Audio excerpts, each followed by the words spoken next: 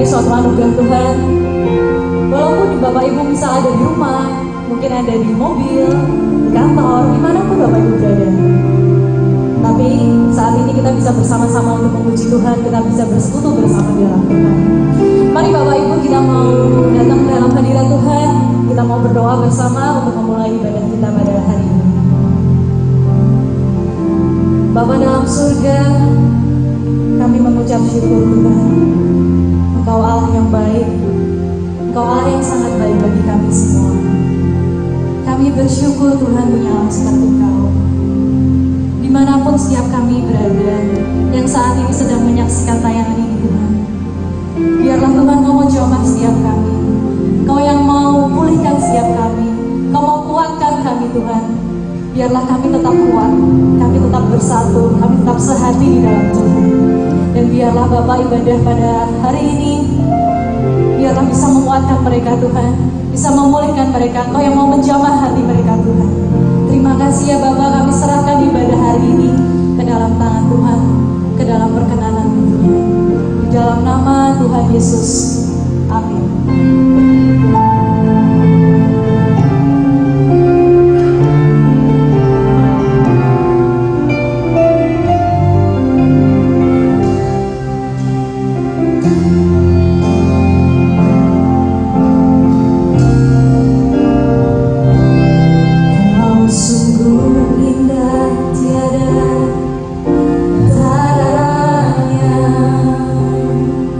Sungguh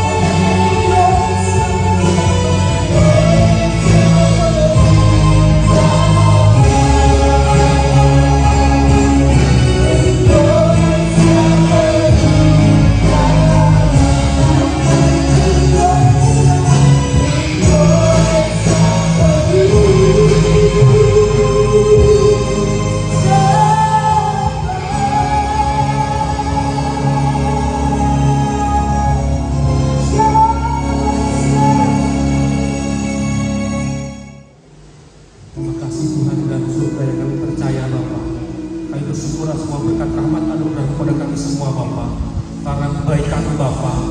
Kau izinkan kami semua tempat ini untuk masih bisa bernyanyi Bapa, menaikkan puji-pujian demi nama-Mu Bapa, tempat ini Bapa. Meskipun saat ini Bapa, anak-anak-Mu ada di rumah Bapa, kami terpisah oleh jarak Bapa.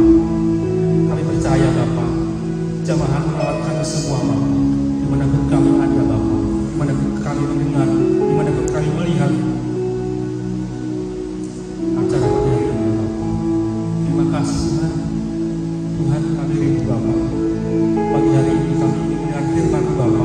Berkata-kata kepada kami Bapa. Pakai kurang diberi lidah hamba-Mu Bapa, supaya apa yang boleh diberi lidah hamba-Mu adalah firman yang Tuhan ingin bicarakan kepada kami. Tuhan yang ingin tegur kami Bapa. Di saat kita ada kesalahan Bapa, biarlah kami kembali ke jalan Dia Bapa, kembali ke jalan yang benar Bapa.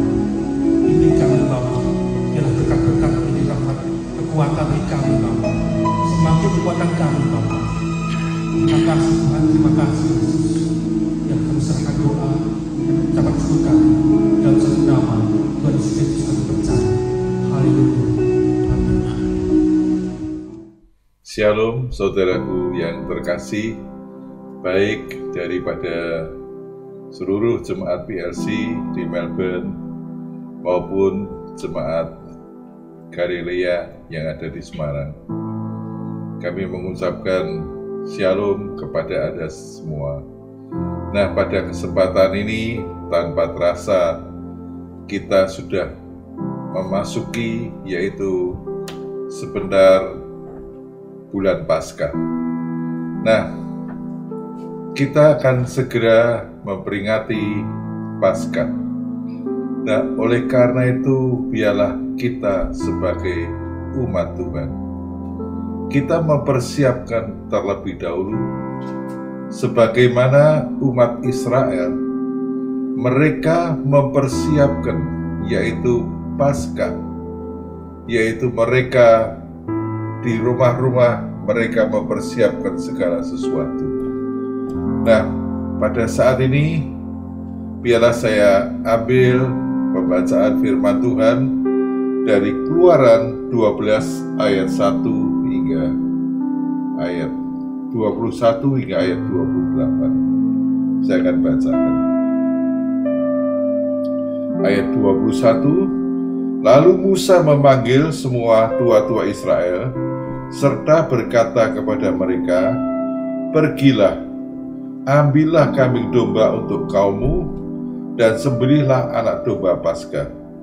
Kemudian kamu harus mengambil seikat hisop dan mencelupkannya dalam darah yang ada dalam sebuah pasu, dan darah itu harus kamu sapukan pada ambang atas dan pada kedua tiang pintu. Seorang pun dari kamu tidak boleh keluar dari pintu rumahnya sampai pagi. Dan Tuhan akan menjalani Mesir untuk menulainya. Apabila ia melihat darah pada ambang atas dan pada kedua tiang pintu itu, maka Tuhan akan melewati pintu itu dan tidak membiarkan pemusnah masuk ke dalam rumahmu untuk menulai. Kamu harus memegang ini sebagai ketetapan sampai selama-lamanya bagimu dan bagi anak-anakmu. Dan apabila kamu tiba di negeri yang akan diberikan Tuhan kepadamu, seperti yang difirmankannya, maka kamu harus memelihara ibadah ini. Dan apabila anak-anakmu berkata kepadamu, apakah artinya ibadahmu ini? Maka haruslah kamu berkata, itulah korban Paskah bagi Tuhan, yang melewati rumah-rumah orang Israel di Mesir, ketika ia menulai orang Mesir, tetapi menyelamatkan rumah-rumah kita. Lalu berlututlah bangsa itu dan sujud menyembah. Pergilah orang Israel, lalu berbuat demikian seperti yang diperintahkan Tuhan kepada Musa dan Harun, demikianlah diperbuat mereka. Amin. Saudara yang kami kasihi, di sini kita melihat sebuah pembacaan dalam kitab Keluaran ini, yaitu perintah Tuhan melalui Musa kepada seluruh orang Israel untuk mereka yaitu mempersiapkan Paskah. Tadi ada ayatnya yang berkata, dan apabila anak-anakmu berkata, apakah artinya ibadah ini? Maka haruslah kamu katakan, itulah korban Paskah bagi Tuhan yang melewati rumah-rumah orang Israel di Mesir. Nah, kita lihat terlebih dahulu bagaimana mereka bangsa Israel saat itu diperintahkan untuk pertama kalinya untuk merayakan Paskah. Nah, sebelum saya lanjut, saya akan ambil terlebih dahulu kata Paskah ini. Kata Paskah yaitu berasal dari bahasa Yunani yang dikatakan Paskah. Kemudian dari bahasa Ibrani yaitu Pesach. Artinya apa? Artinya melewati dari rumah-rumah daripada orang Israel, dilewatkan daripada pemusnah, di mana dikatakan yang ada tanda darah.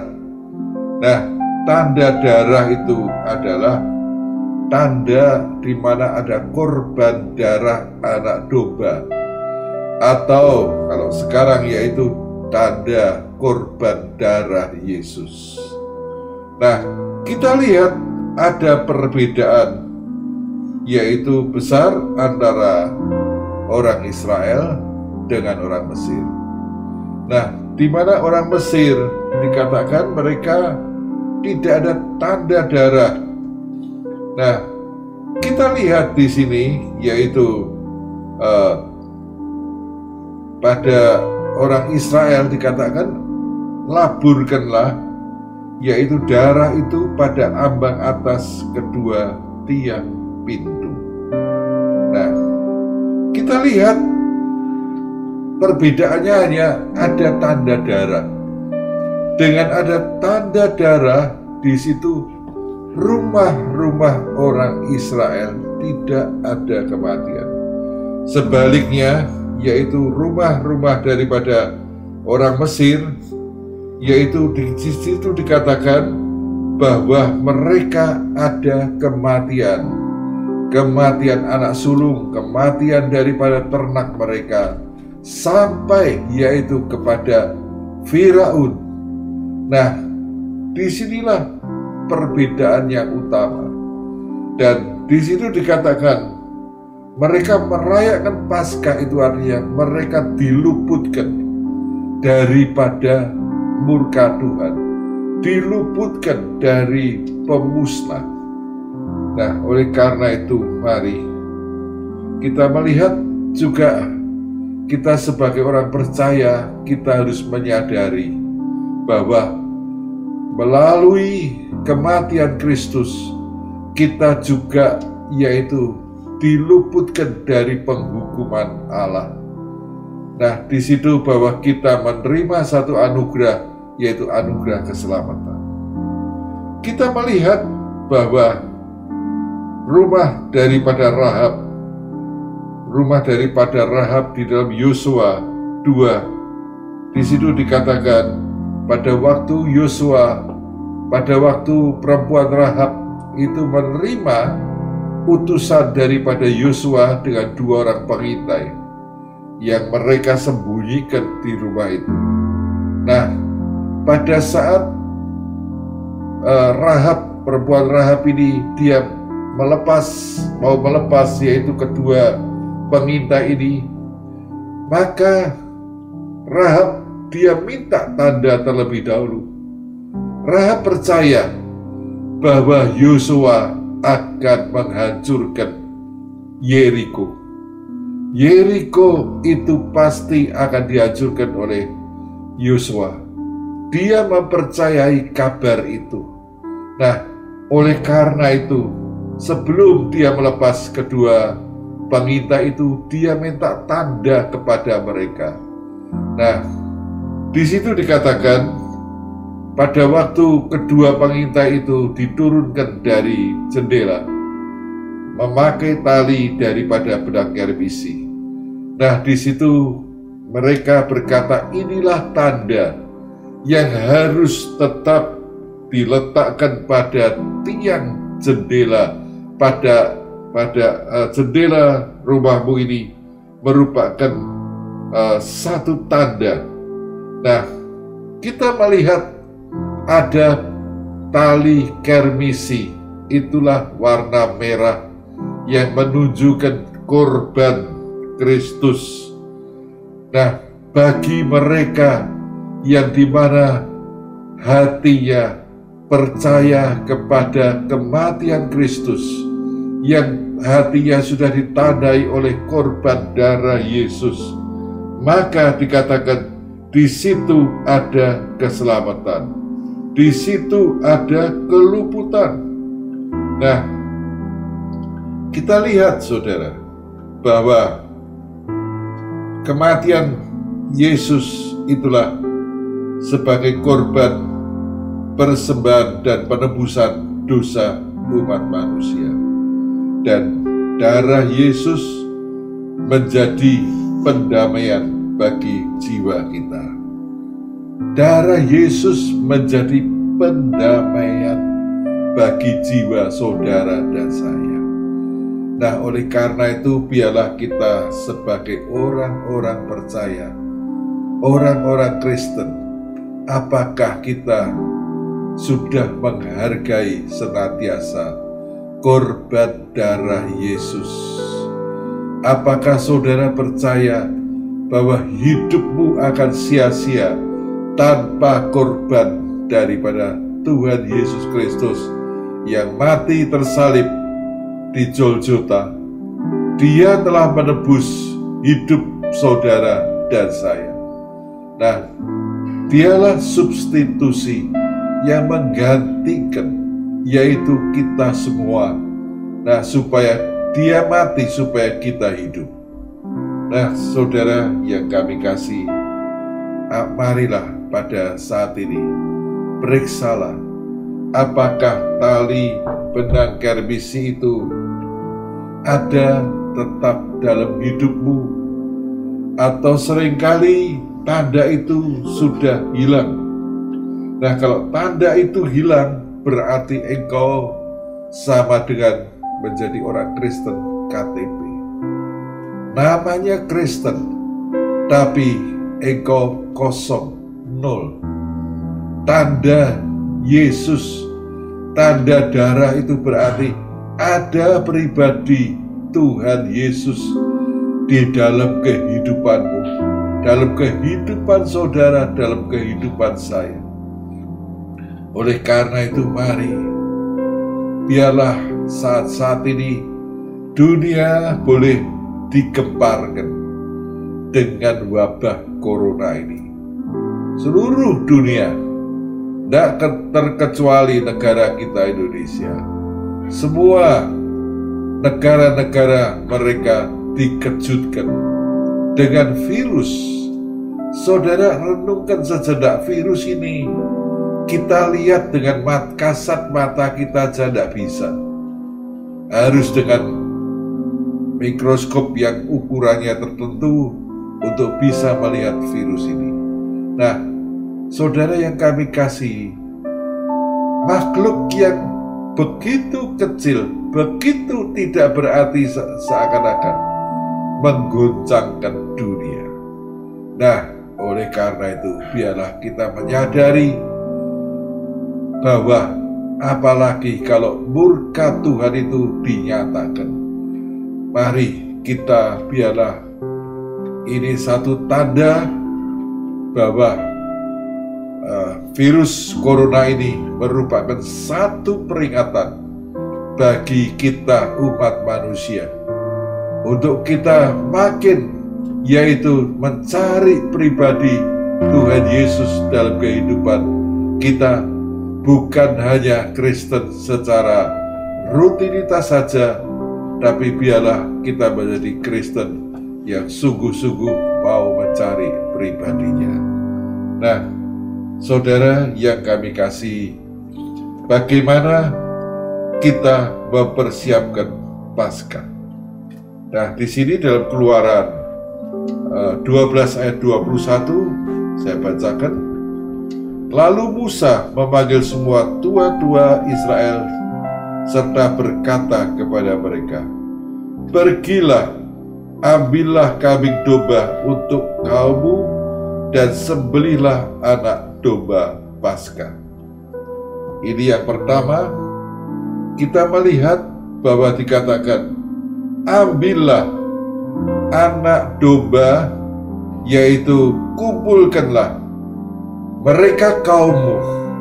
Nah, kaummu itu bisa berbicara keluarga kita masing-masing. Nah, adakah saudara sering mengadakan mezbah, yaitu doa di dalam rumahmu? Atau engkau seringkali hanya menjadi Kristen yang hanya rutinitas? Ayat ini berbicara, panggillah, yaitu semua tua-tua, dan kumpulkanlah. Artinya mereka bersekutu bersama-sama, dan ada domba Paskah, anak domba Paskah. Itu berbicara tentang Tuhan Yesus. Di dalam Yohanes 1 ayat 29, di situ Yohanes Pembaptis, dia mengatakan anak domba Allah. Itulah Tuhan Yesus. Nah, mari, biarlah kita sebagai orang-orang percaya, apakah kita juga mau melibatkan Tuhan dalam kehidupan kita? Pertama, dalam pribadi kita masing-masing. Sudahkah Yesus ada dalam hidup saudara, dalam hidup kita semua masing-masing, dalam keluargamu, dalam keluarga kita semua? Itu yang menjadi satu pertanyaan. Bagaimana engkau tahu Tuhan Yesus ada dalam hidupmu? Di dalam kitab Yesaya dikatakan, Dialah, yaitu penasihat ajaib. Dialah juga disebutkan, dia disebutkan juga bahwa dia adalah penasihat ajaib, Allah yang perkasa. Kemudian dikatakan Bapa yang kekal dan Raja damai. Nah, di dalam Tuhan ada sesuatu yang berbeda. Ada damai sejahtera daripada Allah yang melampaui segala akal. Kalau engkau memiliki Yesus dalam kehidupanmu, berarti damai itu bertahta. Damai itu dominan dalam kehidupanmu. Saat-saat engkau menghadapi kondisi saat-saat ini, dunia boleh diguncangkan dengan virus corona ini, dan bahkan damai daripada Allah tetap akan dominan dalam hidup saudara dan saya. Marilah saat ini, kalau ada Anda dimanapun berada sebagai orang-orang percaya, engkau merasa gelisah, engkau selalu merasa ketakutan hari-hari ini.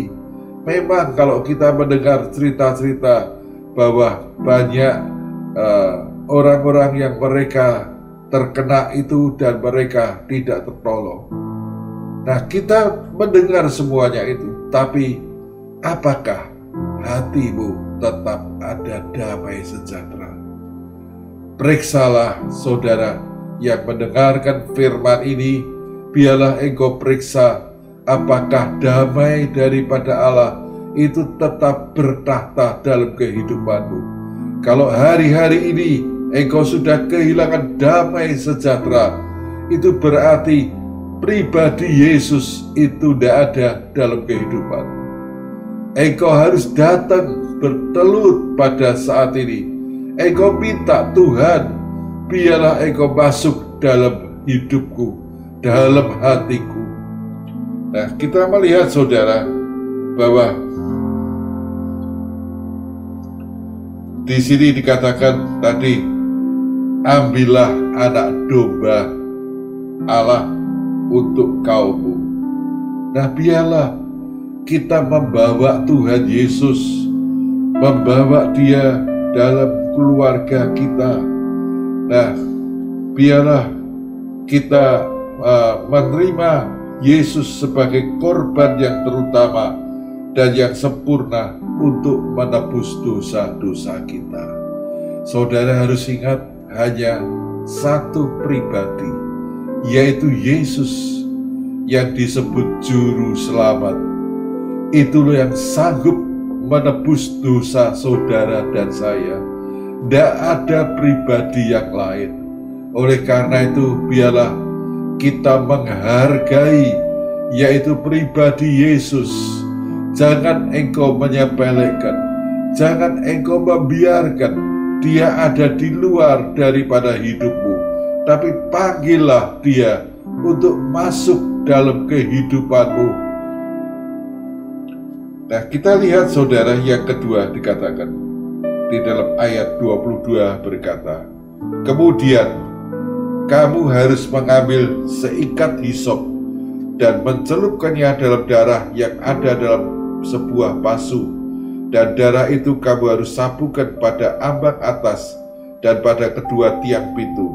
Seorang pun dari kamu tidak boleh keluar dari pintu rumahnya sampai pagi.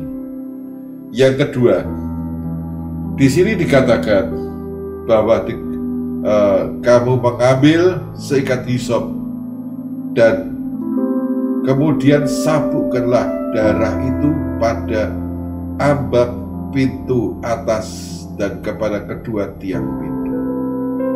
Ini langkah yang kedua. Tadi yang pertama, kita menyediakan domba, anak domba yang disembelih. Yang kedua, darahnya. Nah, darah daripada anak domba itu dikatakan dilaburkan, dioleskan pada tiang pintu, ambang pintu bagian atas. Pintu ini berbicara tentang hati saudara dan saya. Inilah pintu hati kita menerima Yesus sebagai Tuhan dan Juru Selamat, atau kita menolak. Itu ada kuncinya dalam hati saudara dan saya. Nah, oleh karena itu dikatakan bahwa sapukanlah, tandailah, yaitu pada tiang pintu itu. Nah, saudara, kita melihat pada akhir zaman nanti, yaitu saat-saat sekarang, saudara dan saya sudah berada pada akhir daripada akhir zaman.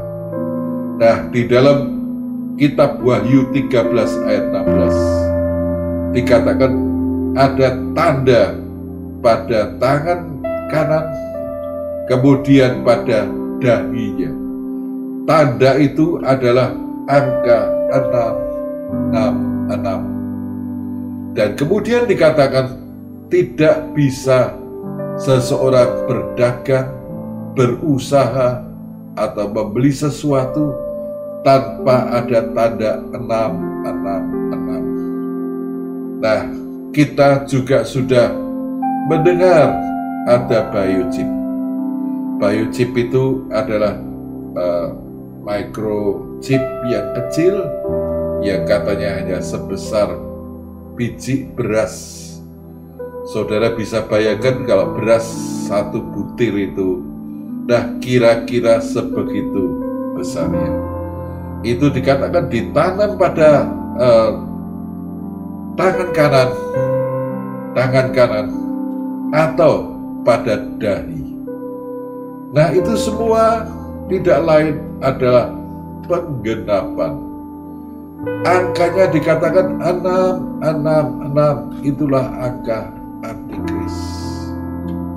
Nah, saudara, kita hidup di zaman sekarang, kita melihat semuanya itu terjadi. Nah, oleh karena itu, saudara, apakah kita mau lebih berjaga-jaga? Saudara mau lebih, yaitu mencari pribadi Tuhan Yesus. Tidak salah saudara melakukan semua aktivitasmu. Engkau bisnis, engkau melakukan semua kegiatanmu, itu tidak salah. Tapi satu hal yang harus engkau pikirkan, sudahkah engkau mencari pribadi Tuhan? Karena dikatakan nanti akhir zaman, yaitu sekarang saudara, itu sudah mulai terjadi bahwa chip ini sudah mulai ditanamkan dalam tubuh manusia. Mulai dari bayi yang lahir, itu sudah ada yang disebut biochip ini. Nah, oleh karena itu, kalau kita lihat apa yang tertulis di dalam Alkitab, itu sekarang, zaman kita sekarang saudara, itu sudah terjadi, mulai digenapi. Pakar daripada Swedia yang dia dipakai oleh Amerika, itulah yang mempelopori biochip ini.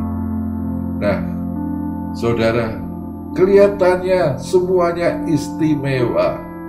Nah, saudara, tidak usah sekarang kita pakai kartu ya, kartu itu untuk mungkin kita beli debit card. Nah, semua kartu itu kita rasanya belanja tanpa bawa uang tunai. Nanti lebih canggih. Nah, orang yang ditanamkan itu sudah hanya pakai dahinya atau tangannya. Nah, saya tidak tahu kalau tangannya dipotong sama penjahat, ya saya tidak tahu. Nah, saudara, itulah kecanggihan secara teknologi. Tetapi juga kalau itu terjadi, berarti kita ada makin di ujung daripada akhir zaman. Nah, oleh karena itu, kalau Alkitab berkata, ketahuilah angkanya, itu angka manusia, 666. Kalau kita sudah tahu hal itu, nah, oleh karena itu pertanyaannya, bagaimana sikap kita sebagai orang percaya? Mungkin Anda berkata, itu masih lama, kita jauh daripada Amerika, negara Amerika, tidak apa-apa, Indonesia belum ada. Nah, saudara, jangan meremehkan semuanya. Oleh karena itu, mari kita sebagai orang-orang percaya, kita mau mempercayai firman Tuhan di atas segala-galanya. Karena inilah kebenaran. Firman ini kebenaran, mengatakan sesuatu yang belum terjadi dan itu bakal terjadi. Nah, oleh karena itu, mari saudara yang terkasih, pada saat ini, biarlah tadi yang bagian kedua, sabukkanlah darah. Biarlah darah Yesus. Darah Yesus ini, dalam darah ada apa? Dalam darah itu ada kematian, Kristus, ada korban Kristus. Nah, biarlah kita sebagai orang-orang percaya, hidup saudara dan saya ditandai dengan darah Yesus. Darah Yesus, atau dengan kata lain, kematian Kristus menandai hidup saudara dan saya. Kita tidak mau terpengaruh dengan orang-orang yang dunia. Kita punya cara hidup yang mungkin berbeda. Oleh karena itu, mari saat-saat ini kita mau, yaitu periksa, apakah kita ditandai dengan tanda darah Yesus dalam lubuk hati kita semua. Nah, itulah yang akan menjaga hidupmu tidak hanyut dalam arus dunia. Seringkali dunia itu akan menghanyutkan. Seperti arus yang besar, sungai yang besar akan menarik, yaitu orang-orang yang tidak teguh imannya, mereka akan hanyut terseret. Kita sebagai orang-orang percaya, kita tetap berdiri tegak. Kita yakin bahwa kalau kita berpegang teguh pada iman percaya kita, maka mereka itulah yang akan mengalami kemenangan. Barang siapa, yaitu mencapai garis akhir. Seperti Rasul Paulus, dia berkata, aku sudah mencapai garis akhir. Nah, darah itu sudah tercurah. Saat kematian daripada Paulus sudah dekat. Tapi dia berkata, bagiku sudah tersedia mahkota kebenaran. Tapi bukan hanya bagiku, bagi setiap orang yang memiliki keyakinan yang sama. Nah, itulah saudara dan saya. Biarlah kita percaya sebagaimana Rasul Paulus, dia mengakhiri, yaitu mencapai garis akhir, tetap dalam iman percayanya, dia keluar sebagai pemenang. Nah, biarlah kita juga keluar sebagai pemenang-pemenang. Nah, saudara yang kami kasihi, yang ketiga kita lihat, yang ketiga dikatakan, kemudian kamu tidak boleh 22b, dan seorang pun dari kamu tidak boleh keluar dari pintu rumahnya sampai pagi. Saya kembali sebentar pada bagian kedua tadi, dikatakan rumah itu ditandai dengan tanda darah.